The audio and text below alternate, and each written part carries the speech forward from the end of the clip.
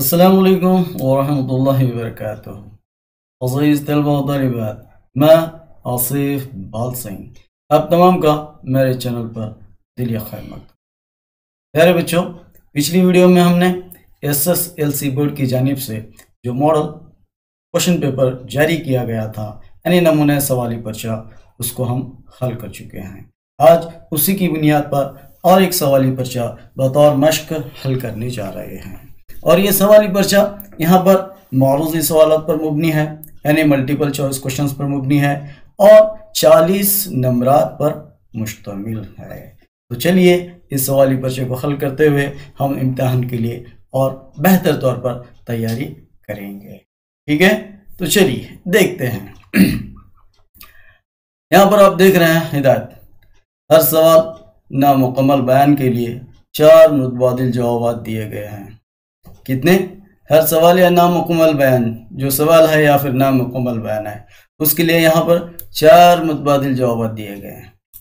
सही जवाब का इंतखाब करके आपको सही जवाब का इंतखाब करना है। नीली या सियाह बॉल पॉइंट पेन है ना, ब्लू या ब्लैक बॉल पॉइंट पेन से क्या है, आपको दिए गए OMR शीट यानी जवाब पर्चे में आपका जो सही मुंतखब जवाब है उसको उसमें शेड करना है, भरना है। और जैसे हम जानते हैं ये कुल 40 सवालात हैं। हर सवाल के लिए 1 नंबर, यानी कुल यहाँ पर 40 नंबरात पर मुश्तमिल हमारा सवाली पर्चा है। तो चलिए पहला सवाल हम देखते हैं। हम यहाँ पर देखिए पहला सवाल है लफ्ज़ हम मुश्तक़ है। आपके ऑप्शन है A रुबा, B मदह, C रसा और D क़स्द। D जो है क़स्द, ये जो है आपके ऑप्शंस हैं। अब लफ्ज़ हमद मुश्तक़ है। पहले हम सवाल को समझे। सवाल अगर समझ में आया तो जवाब जो है समझ में, निफ्स जवाब तो आपको समझ में आ जाएगा। अब मुश्तक़, मुश्तक़ के मायने क्या है? मुश्तक़ के मायने हैं निकला हुआ। निकला हुआ किससे निकला हुआ है? ये हमद जो लफ्ज़ है किससे निकला हुआ है? रुबा से। रुबा के मायने तो 4 के हैं और 4 मिसरों वाली नज़्म को रुबाई कहते हैं, यानी रुबाई रुबा से मुश्तक़ है।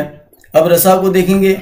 रसा के मायने जो हैं मरने वाले पर मातम करना, रोना के हैं, यानी वो नज़्म जिसमें मरने वाले के पर मातम किया जाता है, रोया जाता है, उसके औसफ बयान किए जाते हैं, वो तो मरसिया हो गया। तो मरसिया रसा से मुश्तक़ है। अभी यहाँ पर डीम जब देखते हैं क़स्द, क़स्द के मायने हैं इरादा। इरादतन जो नज़्म किसी की तारीफ़ व तौसीफ़ में, जिंदा लोगों की तारीफ़ व तौसीफ़ में लिखी जाती है, वह है क़सीदा। अभी क़सीदा क़स्द से मुश्तक़ है। और मदह के जब माने देखते हैं, मदह के माने जब देखते हैं आप, मदह के माने हैं तारीफ़ के। तो हम जब नज़्म देखते हैं, हमद वो नज़्म है जिसमें अल्लाह ताला की तारीफ़ व तौसीफ़ बयान की जाती है। तो इस तरह जो है यहाँ पर हमद के अगर माने देखेंगे हम, तो हमद जो मुश्तक़ है वो मदह से मुश्तक़ है, यानी जो सही जवाब है वो क्या है यहाँ पर? B है। समझ में आ रही ना बात? बहुत खूब। अब सवाल नंबर 2 यहाँ पर देखिए। दूसरा सवाल, अल्लाह सुब्हान तआला की वो सदा जिससे दुनिया वजूद में आई। आपके ऑप्शंस हैं A लन तरानी, B सदायकुन, C इक़रा या D ला तुशरिक। तो जब सवाल क्या है यहाँ पर, अल्लाह ताला की वो सदा, वो कौन सी सदा है जिससे दुनिया क्या है? वजूद में आई। जब आप लन तरानी को देखते हैं यहाँ पर, जैसे लन तरानी है, ये लफ्ज़ तो आपने सुना ही होगा, इकबाल का जो शेर है कि क्या है, ज़रा सा तो दिल हो मगर शौक़ इतना, वही लन तरानी सुना चाहता हूँ। यानी लन तरानी ये जो है एक वाक़ई की मूसा अलैहिस्सलाम की तरफ वाक़या है, जहाँ पर अल्लाह ताला उनसे कहता है लन तरानी, तू मुझे हरगिज़ नहीं देख सकता। तो ये तो नहीं हो सकता। अब यहाँ पर जब इक़रा को देखते हैं, इक़रा जो है पहली कुरान की पहली आयत जो हुज़ूर सल्लल्लाहु अलैहि वसल्लम पर नाज़िल हुई, पर ये भी हुज़ूर सल्लल्लाहु अलैहि वसल्लम पर नाज़िल हुई। ला तुशरिक, यहाँ पर अल्लाह ताला जो है, यहाँ पर जो बात बताई गई है कि अल्लाह ताला ने जो हुक्म दिया है वो शिर्क से बचना है, और हज़रत लुक़मान ने भी अपने यहाँ पर अपने बेटों को भी यही हमेशा नसीहत की कि तुम कभी शिर्क न करें। तो कुन, सदाए कुन, कुन के मायने हैं हो जा, फयकुन, हो गया, यानी हो जा। जैसे दुनिया को अल्लाह ताला ने यहाँ पर कुन कहा, दुनिया क्या है बन गई, और उसी सदा से यहाँ पर सदाए कुन से जो है इस दुनिया का वजूद अमल में आया। तो इसका सही जवाब क्या होगा यहाँ पर? बी हो गया, सदाए कुन। अब तीसरा सवाल देखिए, वो पेशा जिससे डॉक्टर सुगरा आलम वाबस्ता थे, डॉक्टर सुगरा आलम वाबस्ता थे। आपके ऑप्शन हैं ए डॉक्टरी, बी तिजारत, सी दर्स व तदरीस, डी सलमा साजी। डॉक्टरी पेशे से वाबस्ता थी या तिजारत से थी, दर्स व तदरीस से, सलमा साजी से थी। डॉक्टरी यानी डॉक्टर मतलब जो है ये वो मेडिकल वाली डॉक्टर तो नहीं है, इन्होंने पीएचडी की थी इसलिए इनके नाम के साथ ये पीएचडी डॉक्टर का खिताब लगाया जाता है। तो यहाँ पर वो तो कोई डॉक्टर नहीं थी, तो ये नहीं हुआ। वो तिजारत भी नहीं करती थी। सलमा साजी यानी चांदी और जेवर के को जो है यहाँ पर पोशाक में जो है जोड़ा जाता है, वो सलमा साजी कहलाता है। ये भी आपका पेशा नहीं था, तो बच गया दर्स व तदरीस, जिसमें आपने बेबहा खिदमत अंजाम दिए हैं। तो तीसरे सवाल का जवाब क्या होगा यहाँ पर? दर्स व तदरीस, यानी सी। अब चौथा सवाल, यहाँ देखिए, शायर माहिरुल क़ादिरी ने शैतान के बलखानी की ये वजह बताई है। आपके ऑप्शन हैं ए हुज़ूर सल्लल्लाहु अलैहि वसल्लम ने शीशों में नज़ाकत पैदा की, हुज़ूर सल्लल्लाहु अलैहि वसल्लम ने शिर्क और बुत परस्ती का खात्मा कर दिया, सी हुज़ूर सल्लल्लाहु अलैहि वसल्लम ने बेचैन दिलों को आराम दिया, डी हुज़ूर सल्लल्लाहु अलैहि वसल्लम ने मक्का फतह किया। वैसे देखेंगे तो शैतान तो है यहाँ पर, ये जितने ऑप्शन दिए गए हैं सब पर बली खाया है, लेकिन शायर ने जिस बात को यहाँ पर बयान किया है, शैतान की बलखानी की वजह शायर ने जो बताई है वो क्या है? हुज़ूर सल्लल्लाहु अलैहि वसल्लम ने शिर्क और बुत परस्ती का खात्मा कर दिया, यानी बी जो है यहाँ पर उसका 4 का जो है सही जवाब है। तौहीद का दहरा रुक न सका, इस्लाम का परचम झुक न सका, कुफार बहुत कुछ झुंझलाए, शैतान ने हजारों बल खाए। ये तौहीद है। तौहीद का जो धारा आपने जो शुरू किया था वो रुक न सका। उससे कबल जब देखते हैं, अब मक्का शिर्क और बुत परस्ती में मुब्तला था, आपने शिर्क और बुत परस्ती को ख़त्म करके तौहीद को आम किया। तो इसका सही जवाब क्या हो गया? बी। अब 5वां सवाल, झील में सैयद सुलेमान नदवी की सने पैदाइश है। ए 1884 ईस्वी, 1885 ईस्वी, 1890 ईस्वी या फिर 1892। कौन सा है इसमें से जवाब? हाँ, बिहार पटना दसना। वो ईस्वी कौन सी है यहाँ पर? 1884, यानी ये जो है इसका 5 का सही जवाब है। अब 6ठा सवाल देखिए, हुज़ूर सल्लल्लाहु अलैहि वसल्लम ने गुलामों के मुतालिक फरमाया। आपके ऑप्शन है ए गुलामों से दूर रहो, बी गुलाम और आका दोनों बराबर नहीं हो सकते, सी तुम्हारा हक गुलामों पर है और गुलामों का हक तुम पर है, या डी अपने गुलामों के हक में इंसाफ करो। तो हुज़ूर सल्लल्लाहु अलैहि वसल्लम ने गुलामों के मुतालिक क्या फरमाया? औरतों और गुलामों के मुतालिक फरमाया था गुलामों से दूर रहो, ये तो नहीं फरमाया। आका और गुलाम दोनों बराबर हो सकते हैं, ये भी आपने नहीं फरमाया।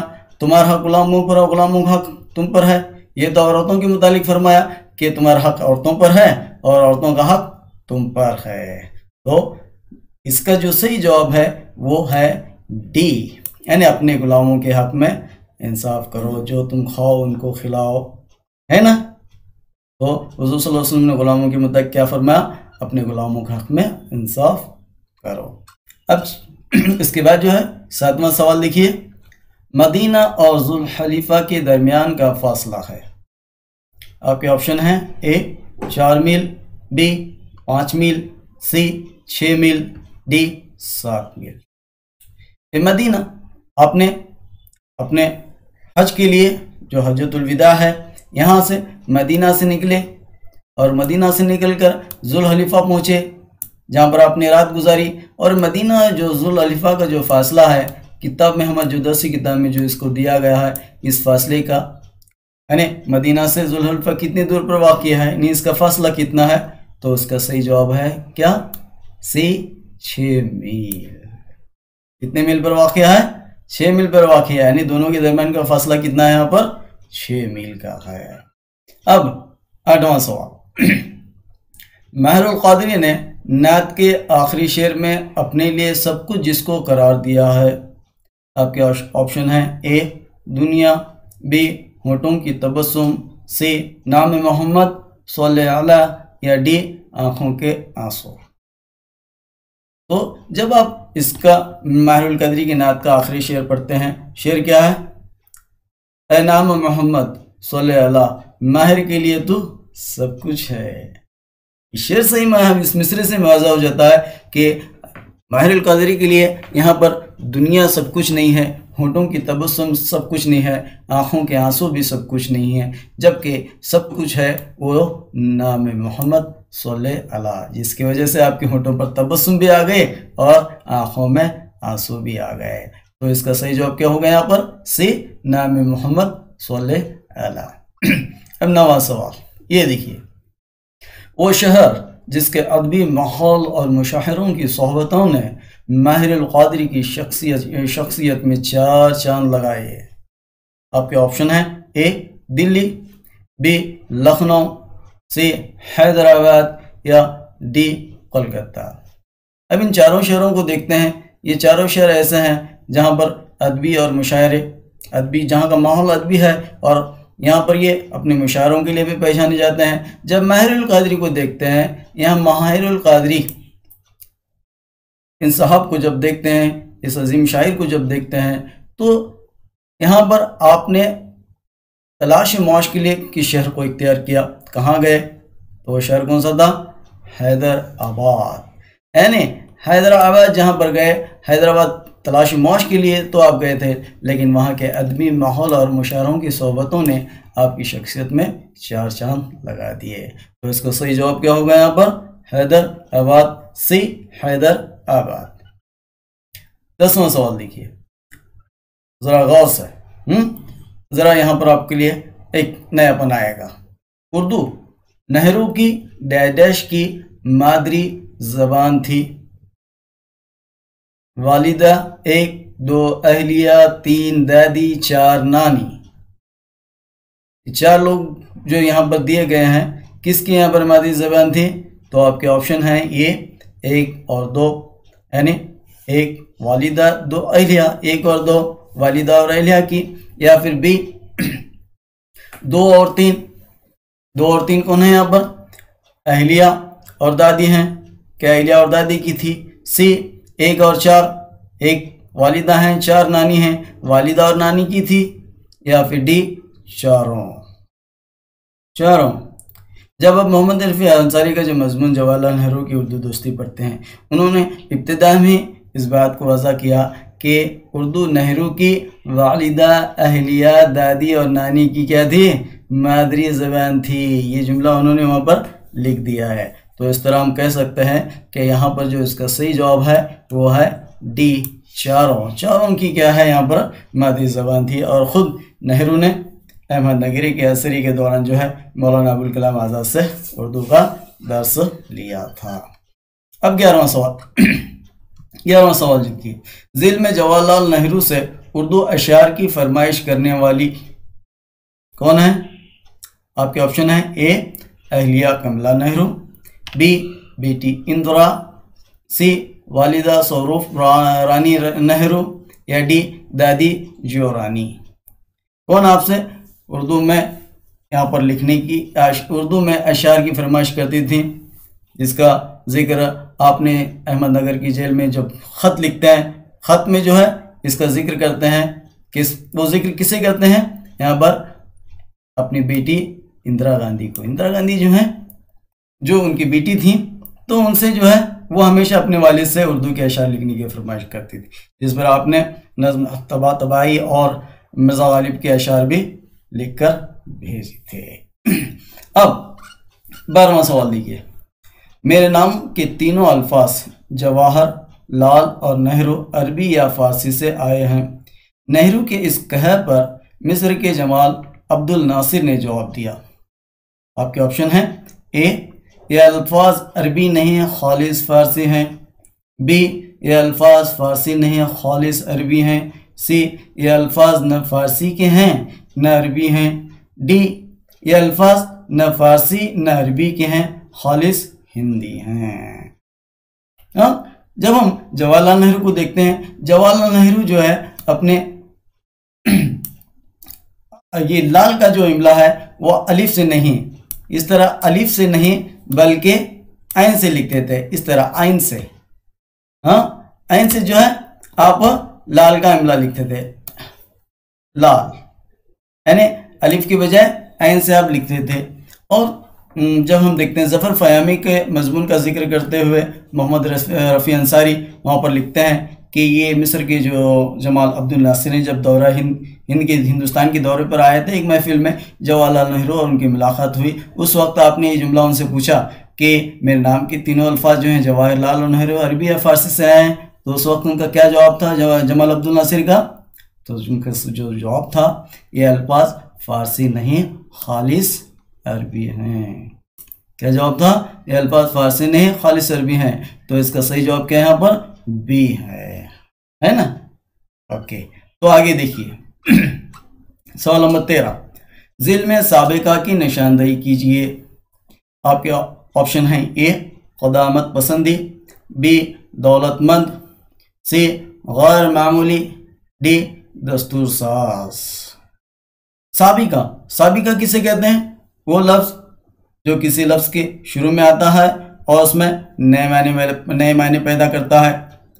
अब यहाँ पर जब क़दामत पसंदी को देखते हैं, क़दामत पसंदी, जिद्दत पसंदी, तो पसंदी तो क्या होगा यहाँ पर? लायका होगा। अब दौलतमंद देखिए, दौलतमंद, शोहरतमंद, रजामंद, तो मंद भी जो है यहाँ पर क्या है? लायका होगा। अब दस्तूर साज को देखिए, दस्तूर साज, कार साज, है ना, तो साज भी क्या होगा यहाँ पर? लायका होगा। अब गैर मामूली जब देखते हैं, गैर मामूली, गैर हाजिरी, तो यहाँ पर यह गैर जो है बतौर साबिका लाया गया है, किसके साथ? मामूली के साथ, यानी ये मामूली जो है गैर मामूली हो गया। तो इस तरह हम कह सकते हैं इसका जो सही जवाब है वो कौन सा है यहाँ पर? गैर मामूली, यानी सी, गैर मामूली। समझ में आ रहा ना आपको? तो ठीक है। अगला सवाल 14, वो नज्म जिसमें फिराक गोरखपुरी ने माँ की मौत पर 20 बरस के नौजवान के जज्बात कलमबंद किए हैं। आपके ऑप्शन हैं ए, रिश्वत, बी, आमद बहर, सी, मच्छर का अल्टीमेटम, या डी, जुगनू। फिराक गोरखपुरी की नज्म है और उसमें क्या किया उन्होंने? माँ की मौत पर एक 20 बरस के नौजवान के जज्बात कलमबंद किए हैं। कौन सी नज्म है? देखिए, ये में जब देखते हैं ये रिश्वत तो जोश मिलियावदी की नज्म है। आमद बहार तो क्या है? इस्माइल मेटी की नज्म है। मच्छर का अल्टीमेटम तो जो है ये दिलावर फिगार की नज्म है। और बच गया जुगनू, जुगनू तो जो है यहाँ पर इसके शायर हैं, लिखने वाले शायर कौन है यहाँ पर? फिराक गोरखपुरी हैं। और इस नज्म में आपने क्या किया है? एक 20 बरस के नौजवान के जज्बात कलम किए हैं जो अपनी माँ की मौत पर लेके आए हैं। तो इस तरह इसका सही जवाब क्या हो गया यहाँ पर? जुगनू, डी, जुगनू जो है इसका सही जवाब है। अब 15 नंबर देखिए, जोश साहब पूरे तुम तुराक के साथ नज्म पढ़े जा रहे थे। ख़ते कशीदा लफ्ज़ के मायने हैं ए, ऑप्शन ए, बंदोबस्त, बी, शान व शौकत, सी, पोशीदा, या डी, शनासाई। अब क्या है इस यहाँ पर जो पूछा गया है ख़ते कशीदा लफ्ज़ के मायने। ख़ते कशीदा, ख़त है ने लकीर, कशीद है ने खींचना, इस लकीर को खींचना। तो यहाँ पर कौन से लफ्ज़ के नीचे लकीर खींची गई है? यहाँ पर तुम तुराक के नीचे जो है लकीर खींची गई है, यानी ख़ते कशीदा लफ्ज़ कौन सा होगा यहाँ पर? तुम तुराक होगा। तुम तुराक के क्या पूछे गए हैं यहाँ पर? मायने पूछे गए हैं। उसके मायने क्या हैं? जब बंदोबस्त को देखते हैं, इंतज़ाम, क्या इंतज़ाम करके नज़म पढ़े जा रहे थे। यहाँ पर पोशीदा, उसके मायने तो छुपे हुए अंदाज में पढ़ रहे थे। शनासाई यानी जो वाकिफियत के हैं, मालूमात के हैं किसी से आशनाई होती है उसके हैं, तो क्या यहाँ पर किसी के वाक़ियत के लिहाज से पढ़े जा रहे थे, या फिर बी शान व शौकत से नज़्म पढ़े जा रहे थे। तो जो साहब जो है पूरे तुराक के साथ नज़्म पढ़े जा रहे थे, कैसे, बड़ी शान व शौकत से नज़्म पढ़े जा रहे थे। तो इसका सही जवाब क्या होगा यहाँ पर, बी शान व शौकत। शान व शौकत जो है इसका सही जवाब है। अब 16 देखिए मजमून का वो हिस्सा जिसे रीढ़ की हड्डी कहा जाता है। ए तमहीद, बी नफ्स मजमून, सी खात्मा, डी इनमें कोई नहीं। जब मजमून के हिस्से देखते हैं, यहाँ पर मजमून के कितने हिस्से हैं, 3 हिस्से हैं, तमहीद, नफ्स मजमून और खात्मा। ये इस तरह जब देखते हैं, ये डी तो यहाँ पर इसका जवाब तो बिल्कुल नहीं हो सकता।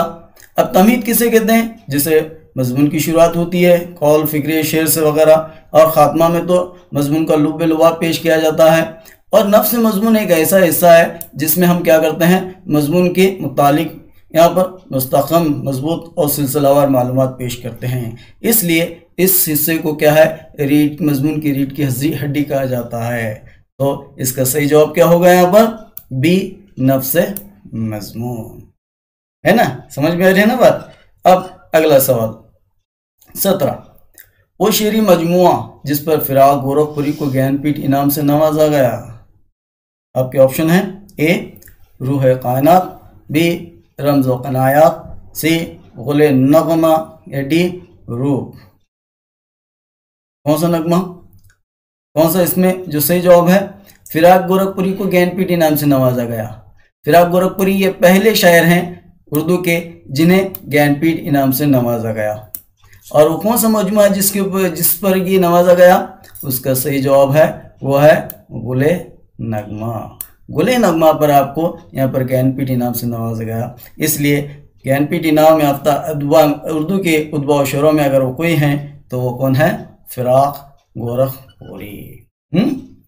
अब 18 सवाल देखिए, मीर मौलिम मौलिमा के नाम किसी दरख्वास्त पर मुश्तमिल ख़त कहलाता है। अगर आप अपने मीर मौलिम या मौलिमा के नाम किसी दरख्वास्त या ख़त लिख रहे हैं जिसमें कोई दरख्वास्त शामिल है, दरख्वास्त पर मुश्तमिल ख़त है, तो उस ख़त को क्या कहते हैं हम, ए निजी ख़त, बी कारोबारी ख़त, सी दफ्तरी ख़त, डी ख़त शिकस्ता। अब निजी ख़त यानी ज़ाती ख़त जो है हम अपने दोस्त, रिश्तेदार, अपनी जान पहचान वालों को जो लिखते हैं वो निजी ख़त है। कारोबारी ख़त में जब देखते हैं हम, ये तिजारत कारोबार की गर्ज से लिखा जाता है। अब ये ख़त शिकस्ता क्या है भाई, इब्न इंशा जो है मिज़ाह की सूरत में ख़त की मुख्तलिफ़ किस्में बताए हैं इब्न इंशा ने, जैसे ख़त मुस्तक़ीम है, ख़त तक़दीर है, ख़त शिकस्ता है। तो वहाँ पर वो ख़त शिकस्ता की जो मैंने बताते हैं वो ख़त या वो पर्चा जिस पर डॉक्टर है ना जो दवायाँ लिख कर देता है या वो जो नुस्खे लिख कर देता है जो किसी समझ में नहीं आते, इसलिए वहाँ पर उन्हें बतौर मिज़ाया उस ख़त को, उस पर्चे को क्या कहा है, ख़त शिकस्ता कहा है। तो यहाँ पर ये तो नहीं हो सकता, तो कारोबारी ख़त भी नहीं हो सकता, निजी ख़त भी नहीं हो सकता, तो रहा कौन सा, दफ्तरी ख़त, जिसमें हम क्या करते हैं, यहाँ पर दरख्वास्त का मामला पेश करते हैं। मेरे मौलिमा के नाम जो है या किसी और के नाम दरख्वास्त, बतौर दरख्वास्त हम कोई ऑफिशियली ख़त भेज रहे हैं तो ऐसे ख़त को हम दफ्तरी ख़त कहते हैं। अब 19वां सवाल, ऑपरेशन के बाद विद्याचरण जी तकरीर के लिए आए तो उनकी ज़बान से जो बोल निकल रहे थे, ए मोहब्बत भरे, बी नफ़रत भरे, सी अवाम को लुभाने वाले, डी दर्द भरे। इस तरह के बोल। विद्याचरण जी जो हैं एक्सीडेंट के बाद उनकी जब आंखें वापस आई, लौट आए, उससे पहले जो है वो उनकी ज़बान से जो है कट्टरपंथी सियासतदान थे, उनकी ज़बान से जो है नफ़रत भरे ही अल्फाज निकलते थे जो एक तूफ़ान और एक क्या है पूरे शहर को जो है उस नफ़रत की आग जला देती थी। तो ये नफ़रत भरे तो नहीं हो सकता, ऑपरेशन के बाद की बात है, ये ऑपरेशन से पहले की बात है, वो नफ़रत भरे अल्फाज इस्तेमाल करते थे तकरीर में। ऑपरेशन के बाद जो है क्या वो अवाम को लुभाने वाले अल्फाज इस्तेमाल बोल रहे थे या फिर दर्द भरे बोल रहे थे? क्या उनके अल्फाज में जो है, उनकी तकरीर में जो है दर्द था, या फिर वो अल्फाज मोहब्बत भरे थे? तो उसका सही जवाब है मोहब्बत भरे अल्फाज जो है, नफ़रत के बजाय आज उनकी ज़बान से क्या है, मोहब्बत वाले अल्फाज निकल रहे थे। अब 20वां सवाल देखिए, अदब की ऐसी नसरी सिन्फ जिसमें प्लॉट और किरदार का होना ज़रूरी है। आपके ऑप्शन हैं ए ख़त, बी मजमून, सी सवानी, डी अफसाना। कौन सी अदब की वो कौन सी सिन्फ है, कौन सी किस्म है जिसमें जो है प्लॉट और किरदार का होना ज़रूरी है? इसमें एक प्लॉट चाहिए और उसके साथ किरदार चाहिए। कौन सा? ख़त। ख़त में तो हम बातचीत करते हैं, मरासिले होते हैं, एक दूसरे के पैगाम भेजे जाते हैं, ये तो नहीं। मजमून ये तो जो है गैर अफसाने अंदाज में लिखी जाने वाली तहरीर है, किसी शख्स पर हो, किसी मौजू पर हम लिखते हैं। सवानी तो हम जो है खुद नविश्त, अपनी ज़ाती तो लिख रहे हैं खुद नविश्त, या दूसरों को लिख रहे हैं तो सवानी है किसी और के। जबकि अफसाना एक ऐसी सिन्फ है जिसमें प्लॉट और किरदार का होना ज़रूरी है। इसमें किरदार के ज़रिए हम क्या करते हैं, यहाँ पर अपने पैगाम को, अपनी बात को जो है, एक मसले को, एक जो भी अपना हम कहना चाहते हैं, अपने ज़माने के हक़ाइक़ को, ज़िंदगी के हक़ाइक़ को क्या करते हैं, पेश करते हैं, मुख्तसर होता है। तो अफसाना जैसे दृष्टि है। अब 21वां सवाल देखिए, यहाँ पर प्रेस के नुमाइंदे और सीआईडी के हल्के हैरान थे कि डैश क्यों? ए क्या नोट करें, मौलाना रजब और विद्याचरण जी एक हो गए? बी क्या नोट करें, विद्याचरण जी फिर नफरत फैलाने में कामयाब हो गए? सी क्या नोट करें, विद्याचरण जी तो महात्मा बन गए? या डी क्या नोट करें, मौलाना रजब अपने मकसद में कामयाब हो गए? तो प्रेस और सीआईडी के जो हल्के वहाँ पर विद्याचरण जी की तकरीर सुनने के लिए आए थे, यहाँ पर जो तकरीर चल रही थी विद्याचरण जी की थी, तो यहाँ पर तो वो जो नोट करना चाहते थे वो नोट नहीं कर पाए, बल्कि वो हैरान हो गए कि क्या नोट करें कि विद्याचरण जी तो क्या अब महात्मा बन गए। वो विद्याचरण जी नहीं रहे जो यहाँ पर नफरत के जरिए जो है पूरे शहर को जलाया करते थे। तो इसका सही जवाब क्या होगा, यहाँ पर क्या नोट करें, विद्याचरण जी तो महात्मा बन गए। अब 22वां सवाल देखिए, वो नज़्म जिसके मिसरों में अरकान घटते और बढ़ते हैं और रदीफ व काफिया की पाबंदी नहीं होती, इसमें ए तरकीबन, बी तरजीबन, सी नज़्म मौरा, या डी आज़ाद नज़्म। किसमें मिसरों में अरकान घटते और बढ़ते हैं और रदीफ व काफिया की पाबंदी नहीं होती। तरकीबन जो है ऐसी नज़्म जो 5 से 11 अशार पर मुश्तमिल होती है। तरजीबन भी उसी तरह की होती है। तरकीबन और तरजीबन में सिर्फ टेप, यानी जो बंद का जो आखिरी शेर होता है, यहाँ पर तरजीबन में बदलता नहीं, तरकीबन में बदलता है, बस उसमें यह फ़र्क है। जबकि नज़्म मोरान है वो नज़्म जो जिसमें काफिया नहीं होता, ऐसी नज़्म मोरा कहलाती है। जबकि डी ऐसी नज़्म है आज़ाद नज़्म। आज़ाद नज़्म वो नज़्म जिसके मिसरों में अरकान घटते और बढ़ते हैं और रदीफ और काफिया की पाबंदी नहीं होती, यानी जो मिसरे जो होते हैं वो छोटे बड़े होते हैं, अरकान घटते और बढ़ते होते हैं, इसमें कोई रदीफ और काफिया नहीं लाया जाता। समझ रहे ना?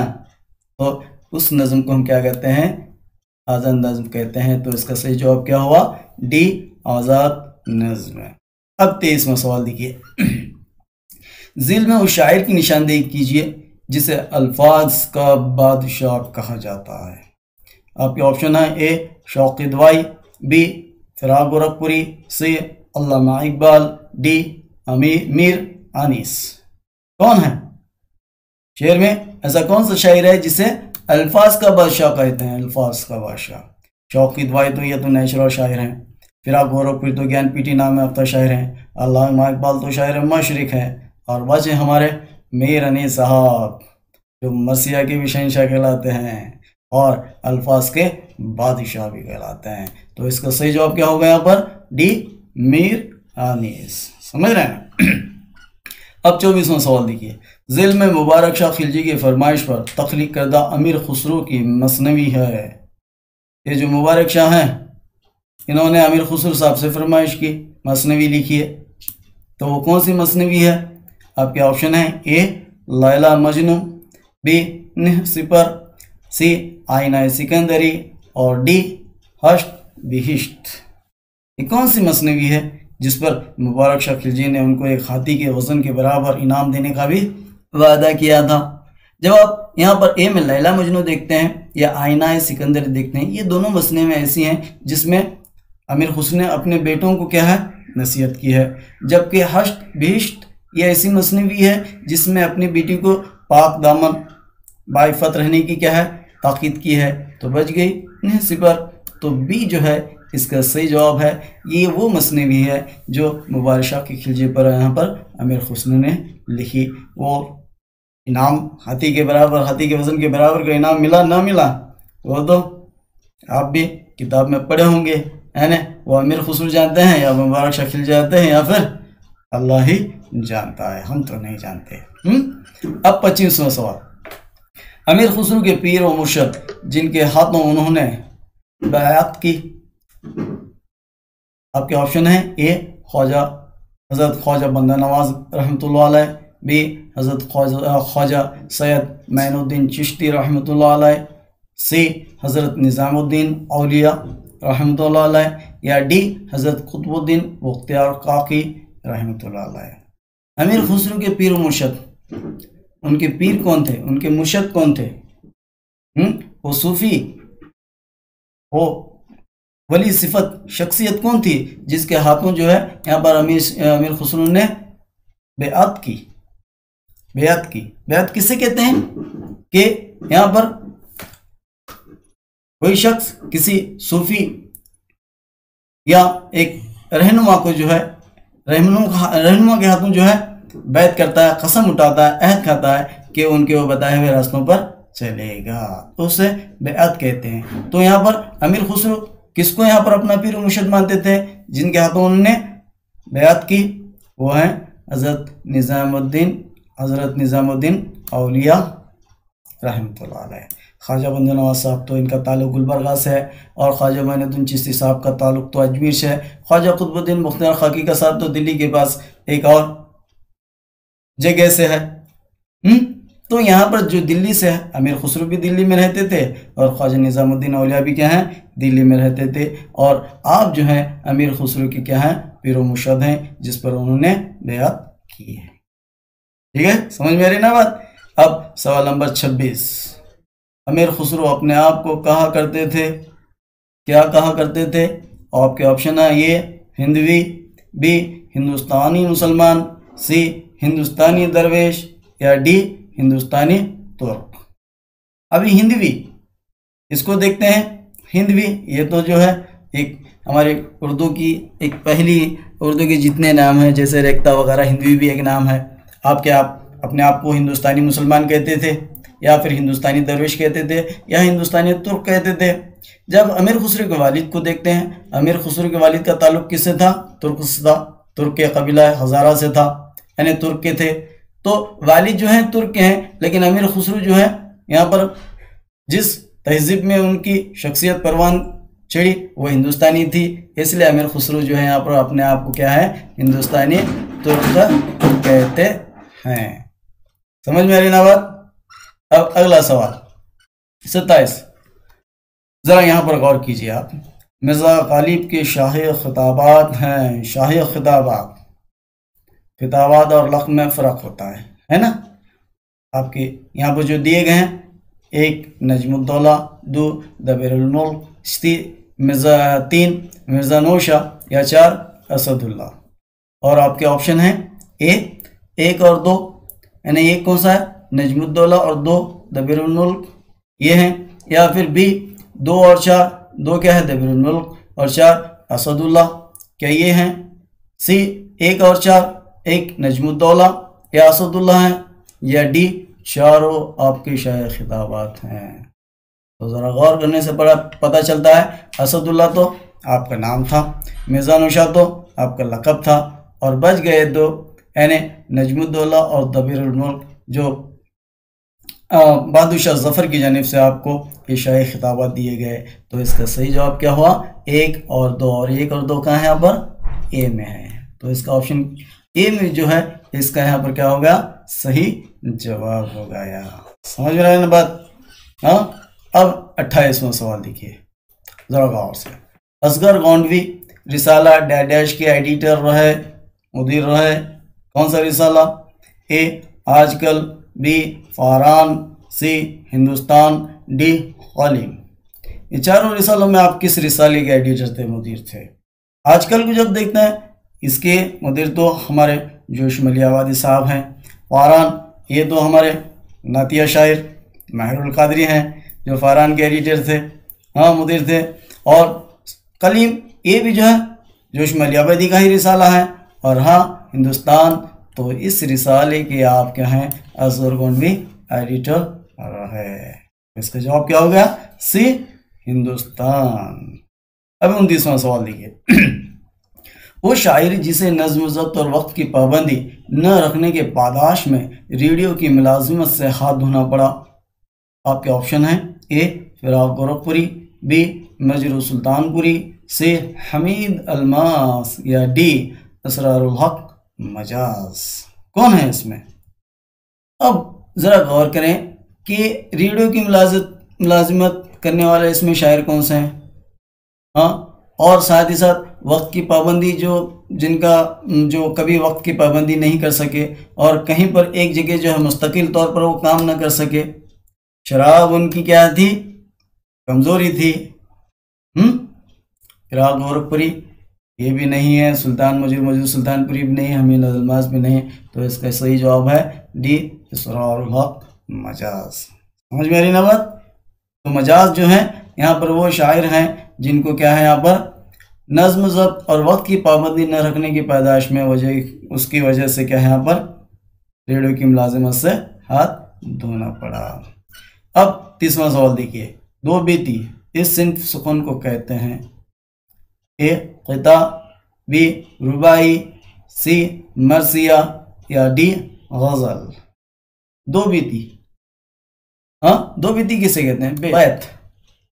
बैत के माने जो है यहाँ पर शेर क्या है? बैत के माने जो है शेर। एक शेर में कितने मिसरे होते हैं? 2 मिसरे होते हैं।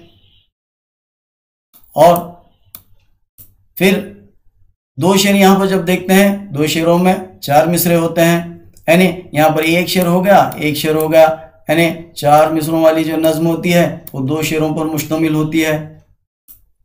और बैत यानी शेर को क्या है यहाँ पर बैत कहते हैं। एक बैत के माने जो है घर के भी हैं, लेकिन यहाँ पर शेर जो है शेर के माने तो बैत के हैं, यानी 2 बेती यहाँ पर किसे कहते हैं? 2 शेरों पर मुश्तमिल। और 2 शेरों पर मुश्तमिल कौन सी नज्म है यहाँ पर? रुबाई, जिसमें 4 मिसरे होते हैं। खिता में भी 4 होते हैं लेकिन जायद भी होते हैं। मरसिया में तो जो है 4 से ज़्यादा होते हैं, 5 से ज़्यादा होते हैं। और गज़ल में 5 से ज़्यादा होते हैं। तो इस तरह जो है इसका जो सही जवाब है वो है रुबाई। समझ में आना, जिसे 2 बेती कहा जाता है। अब 31वां सवाल देखिए। ये जन्नत मुबारक रहे जाहिदों को, ये जन्नत मुबारक रहे जाहिदों को कि मैं आपका सामना चाहता हूँ। दर्ज वाला शेर के खालिक हैं? ए महरुल कादरी, बी अल्लामा इकबाल, सी जोश मलियावादी, या डी असगर गोंडवी। तो ये जो शेर है ये जन्नत रहे, ये जन्नत मुबारक रहे जाहिदों को कि मैं आपका सामना चाहता हूँ। शेर के खालिक, खालिक है नहीं उसके लिखने वाले, इसके तख्लीक करने वाले कौन है यहाँ पर? तेरे इश्क की इंतहा चाहता हूँ, मेरे सादगी देख क्या चाहता हूँ। तो इसके शायर हैं हमारे शायर मशरिक अल्लामा इकबाल, है ना? बहुत खूब, यही इसका सही जवाब है। अब 32वां सवाल देखिए। यहाँ पर सूरत के लिहाज से जुमले की किस्में हैं। सूरत के लिहाज से जुमले की किस्में कितने हैं? ए 2, बी 3, सी 4, या डी इनमें कोई नहीं, या उसकी जुमले की कोई किस्में ही नहीं है। तो सूरत के लिहाज से जब जुमले की किस्में देखते हैं, सूरत के लिहाज से हमें क्या है हमारे ज़हन में जब आता है तो सूरत के लिहाज से कितने? इसकी 2 किस्में हैं। कौन से? एक मुफरद जुमला, दूसरा जो है मुरक्कब जुमला, है ना। मायने के लिहाज से भी दो ही हैं, जुमला इंशाई और खबरिया। अब 33वां सवाल देखिए, अरकान की तकरार से पैदा होने वाले मखसूस वज़न को कहते हैं, क्या कहते हैं? ए इल्म अरूस, बी बहर, सी तख्ती या डी रुकन। अरकान की तकरार से पैदा होने वाले मखसूस वज़न को कहते हैं, क्या कहते हैं? इल्म अरूस। अरूस में तो जो है यहाँ पर शेर के औज़ान ही मालूम किए जाते हैं, शेर के औज़ान को मालूम करने का इल्म जो है इल्म अरूस कहलाता है, ये तो नहीं। तख्ती, शेर को अरकान के मुताबिक काटने का अमल तख्ती है। रुकन तो जो है अरकान की वाहिद है। अरकान की तकरार से मालूम होने वाले जो मखसूस बहर को वज़न को हम क्या कहते हैं? यहाँ पर बहर कहते हैं। क्या कहते हैं? बहर। वो बहर नहीं समंदर वाला, ये बहर अलग है, जिससे शेर का वज़न वो जिसमें अरकान, जब अरकान की तकरार होती है उससे ख़ास वज़न पैदा होता है और उसको एक नाम दिया जाता है, वो है बहर। बहर के मुख्तलिफ नाम होते हैं, मुतकारिक, मुतदारिक वगैरह।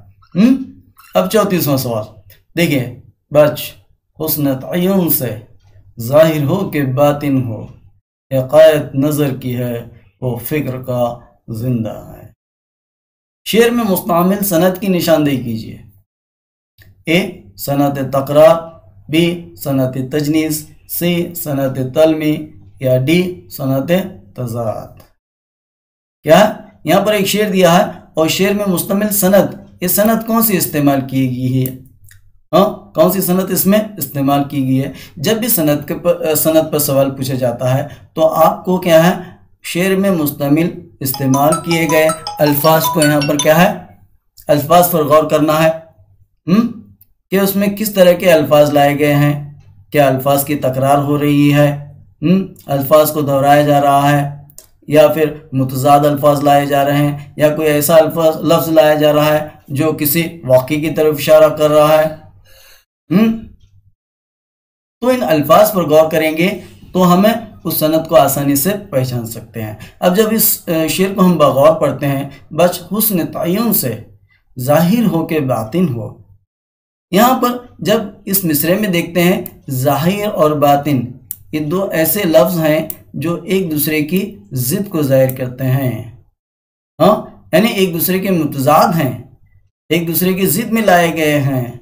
ये क़ायद नज़र की है और फ़िक्र का जिंदा है।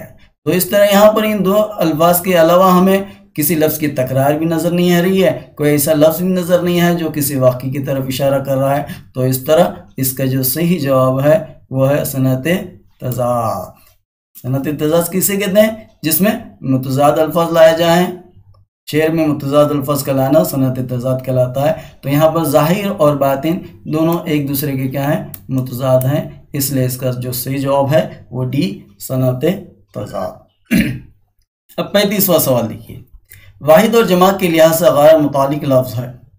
ए ऑप्शन महकुमात, बी इबारत, सी मकामात या डी औकात।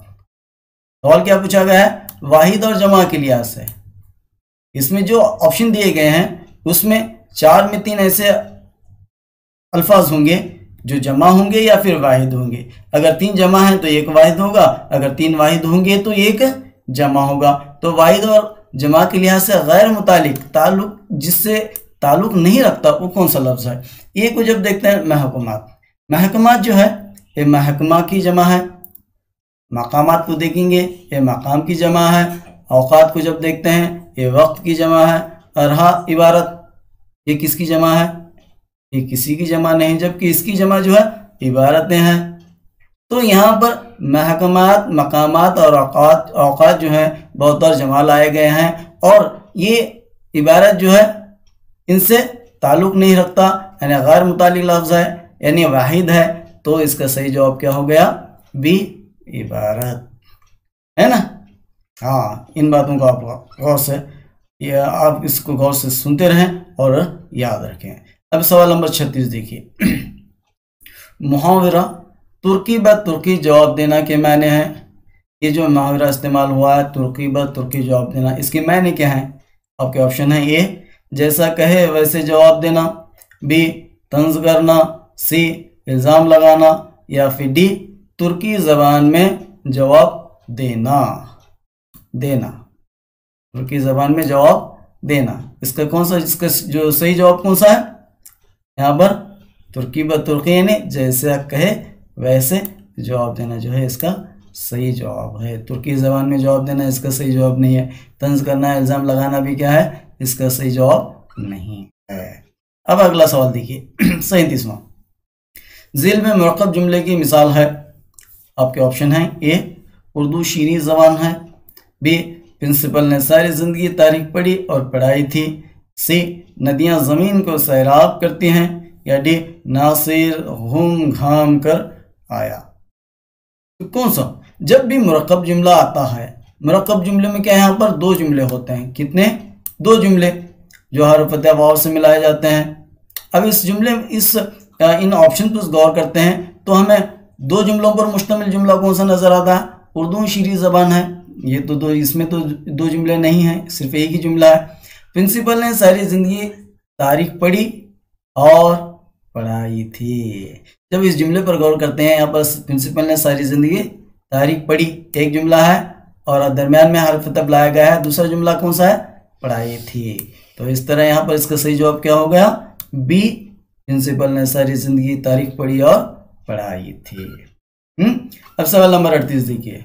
जिस जुमले में मुस्नद इले इस्म और मुस्नद फेल हो वो जुमला कहलाता है।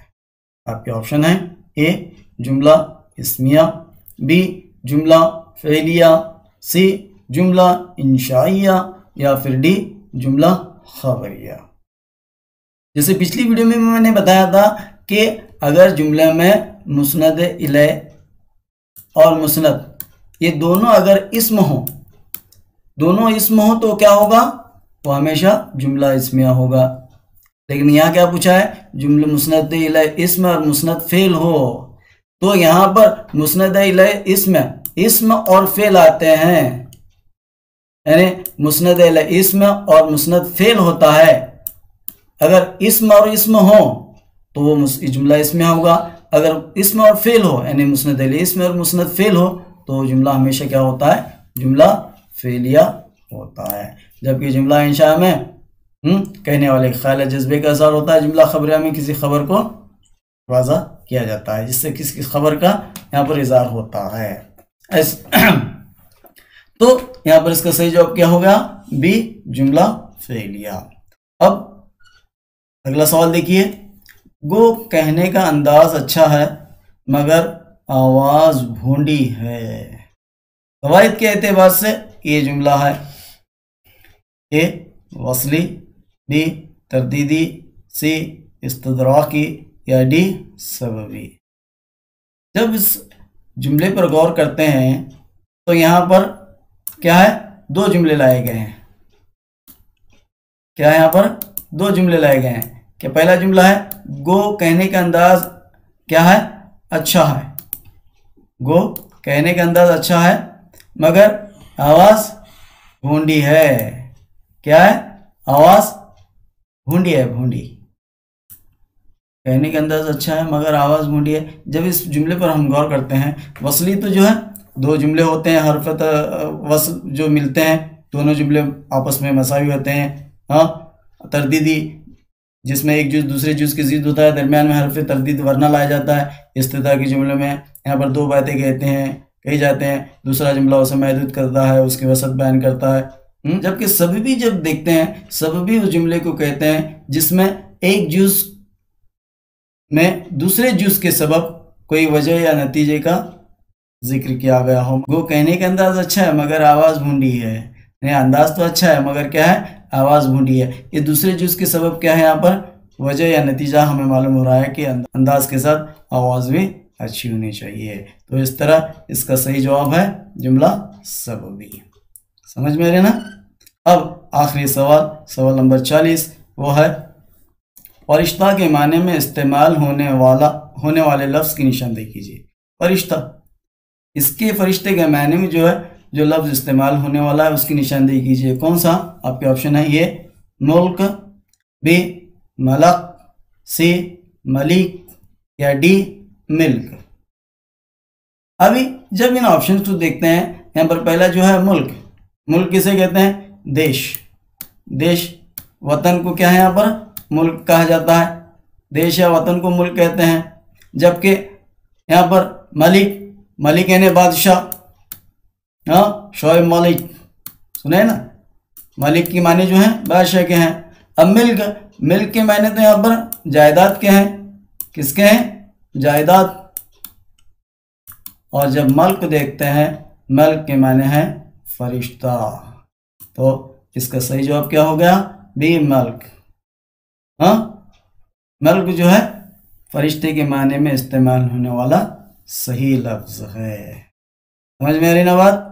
तो आखिर में जो है आपके लिए कच्चे काम के लिए, रफ वर्क के लिए एक सफ़ा दिया जाता है, जहाँ पर आप कुछ कच्चा काम, यानी जो कुछ आप नहीं समझ पा रहे हैं, तो वहाँ पर आप यहाँ पर कच्चा काम कर सकते हैं। उम्मीद है कि आप जो है इस बच्चे के सवालात के जवाबात अच्छी तरह जान चुके हैं और इम्तिहान की तैयारी में बिल्कुल जुट चुके हैं। मुझे यकीन है कि आप जो हैं इम्तिहान में आला नंबरात से कामयाब होंगे। तो फिर अगली वीडियो में एक नए सवाली पर्चे के साथ या फिर सबक के एतबार से यहाँ पर हम मुख्तलिफ सवालात को हल करेंगे। तब तक इस नाचीज़ को इजाज़त दीजिए। ठीक है, फिर मुलाकात होगी। अस्सलाम वालेकुम, अल्लाह हाफ़िज़।